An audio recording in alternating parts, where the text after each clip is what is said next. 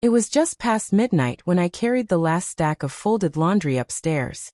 The house was still, the kind of quiet where even the tick of a clock feels loud.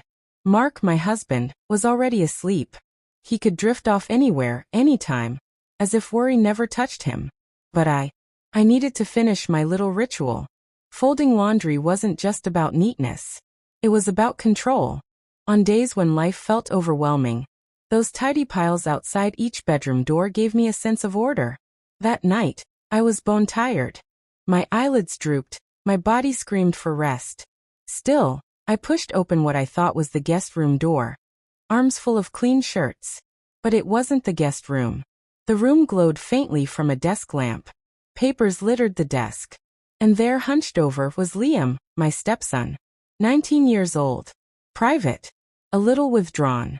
Always polite, but carrying something in his silence. He didn't notice me. Headphones covered his ears, his pen scratched furiously across a notebook. His shoulders were tense, his posture heavy. And then I saw it. Scrawled across the page, in thick angry ink, were 3 words. I hate myself. The pen had pressed so hard it nearly tore the page. I froze, breath caught in my throat. I should have turned away. I should have left him his privacy. But I didn't.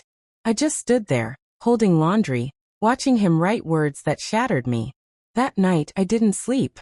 I lay awake beside Mark, staring at the ceiling, hearing the echo of those 3 words.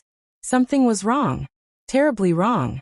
Morning light filled the kitchen, spilling warmth across the table. Mark sipped his coffee, reading the newspaper like always, calm and detached. Liam came down a little later. His hair was messy, his eyes rimmed with red. He looked exhausted. But his face wore the same mask. Quiet. Guarded. I watched him pour cereal into a bowl. His hands trembled, just slightly but enough for me to notice. Mark didn't. He was already on the sports page, oblivious to the storm brewing right in front of him. I wanted to ask Liam, "Are you okay? Do you want to talk?" But the words lodged in my throat. I was his stepmother, not someone he'd easily confide in. So I stayed silent. And in that silence, I felt the distance between us grow. Days passed. I tried to tell myself maybe it was nothing. Teenagers say dramatic things. They write what they don't mean. But the memory haunted me. One evening, passing by his room, I noticed the door slightly ajar. I didn't mean to look inside. Truly I didn't. But I did. Liam stood before the mirror, fists clenched, jaw tight. "Pathetic," he whispered to his reflection. The word hit me like a stone. My chest ached. He didn't see me, thank God. But the pain in his voice was undeniable. This wasn't teenage angst. This was something deeper, darker. And I couldn't ignore it anymore. That night, I couldn't hold it in. I knocked on Liam's door. For a moment, there was silence. Then his voice quiet and guarded. "Yeah?" I stepped inside. He was at his desk again, notebook closed this time, headphones off. "Can we talk?" I asked. He frowned. "About what?" I hesitated. Should I admit I saw the notebook? Should I confess I overheard him at the mirror? Instead, I said softly, "I just wanted to know how you're doing. Really doing." He looked at me, suspicion flickering in his eyes. "I've fine." But his voice cracked on the word fine. I sat down, heart pounding. "Liam, I saw what you wrote the other night." His face went pale. His eyes widened. "You what?" "I didn't mean to," I said quickly. "I was just dropping off laundry. But I saw the page." His fists clenched. "You shouldn't have." "I know," I cut in. "But I did. And now I can't stop thinking about it." Silence hung heavy. His eyes glistened, his jaw tight. Finally, he whispered, "You weren't supposed to see that." My chest tightened. "Then help me understand. Please. Why would you write something like that?" For the first time, his walls cracked. His voice broke as he muttered, "Because it's true."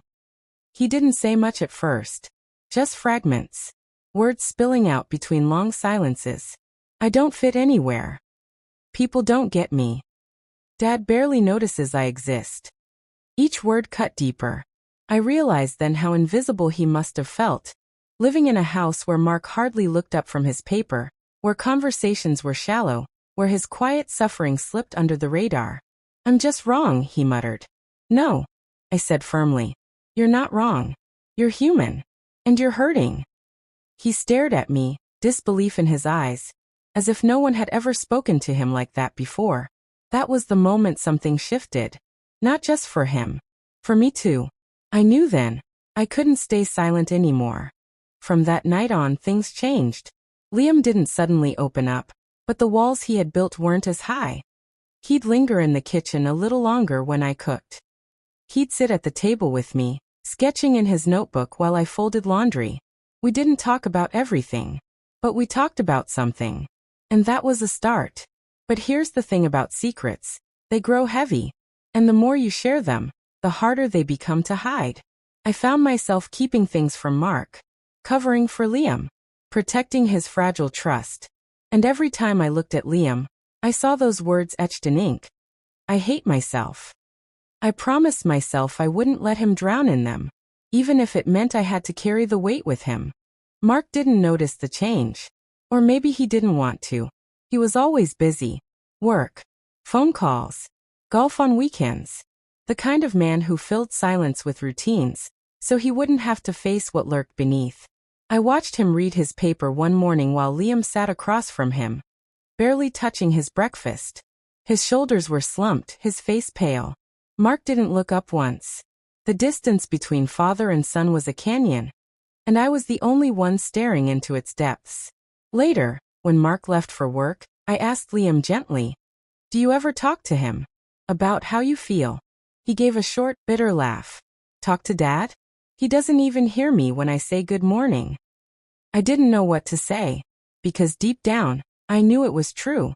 The more time I spent with Liam, the more pieces I collected.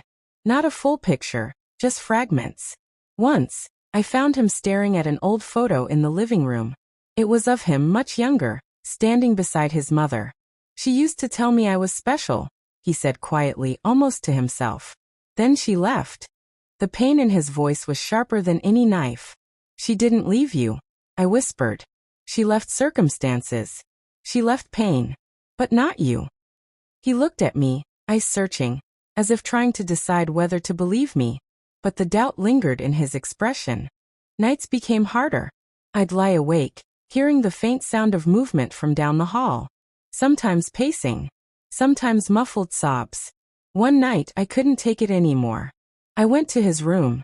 The door creaked open, and there he was, sitting on the floor, back against the bed, notebook open in his lap. The pages were filled with words. Dark words. Despair dripping from every line. He looked up, startled, eyes red. "Why are you here?" "Because you're not alone," I said softly. His face twisted, anger and pain colliding. "You don't get it. You'll never get it." "Then make me understand," I begged. And then the dam broke. He spoke of years of bullying at school, of being laughed at, of teachers who looked away, of feeling invisible in his own home. "Every time I try to be enough," he whispered, voice cracking, "I fail." Tears blurred my vision. "You are not a failure. You are not invisible. Not to me."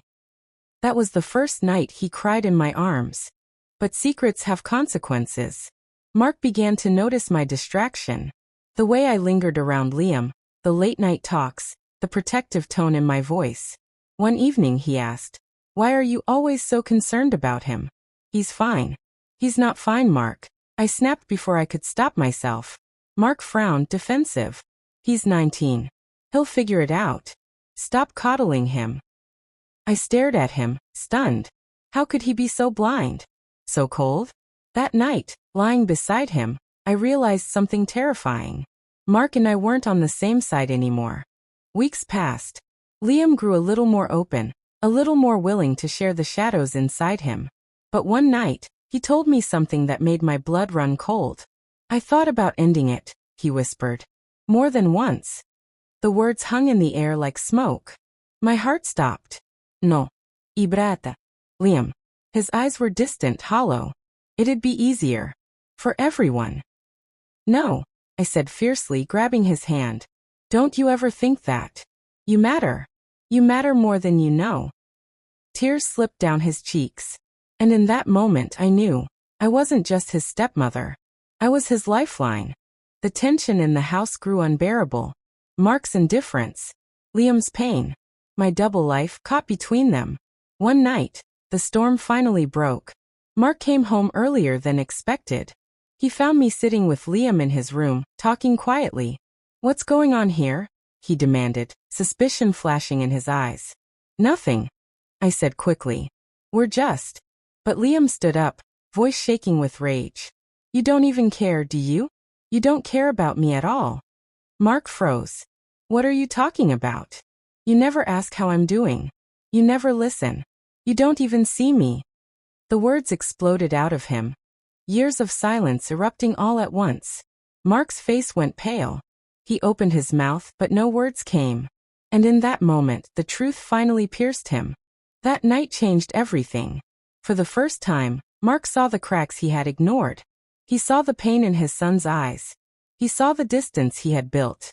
It wasn't an instant fix. Healing never is. But it was a start. Family therapy. Conversations that lasted hours. Nights of tears, apologies, rebuilding trust. And through it all, Liam leaned on me. Not because I had all the answers, but because I had stayed when no one else did. Months later, I found Liam at the desk again. But this time, his notebook wasn't filled with hate. It was filled with sketches, dreams, fragments of hope. When he saw me, he smiled. Not a big smile, but enough. "I don't hate myself anymore," he said quietly. Tears filled my eyes. Because in that moment I knew. The night I stumbled into his room wasn't an accident. It was fate.